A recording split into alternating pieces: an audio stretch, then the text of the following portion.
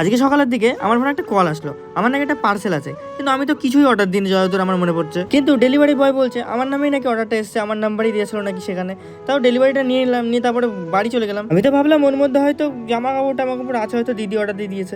তারপরে দেখছি ওর মধ্যে ফ্রিজের কভার আছে, অর্ডার দিয়ে দিয়েছিল দিদি।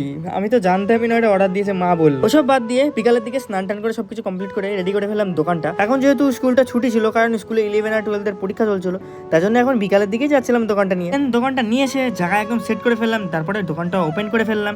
দোকানটা ওপেন করতে করতেই দেখি একটা ঘোড়ার গাড়ি যাচ্ছে। অনেকদিন পর দেখলাম যেসব জিনিস আর দেখাই যায় না। দোকানের সামনেটা একটু পরিষ্কার করে মোমোটা সব স্টিম করতেই এই বোনগুলি চলে আসলো। ওরা এসে 2 plate pan fry momo order দিল। মোমোটা তাড়াতাড়ি রেডি করে ওদেরকে দিয়ে দিলাম।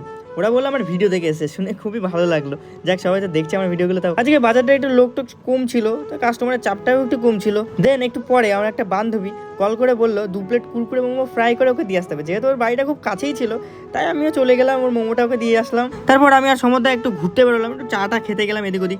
ভিডিওটা এইটুকুই ছিল, ভালো লাগলে একটা লাইক কমেন্ট শেয়ার করে দিও। টাটা।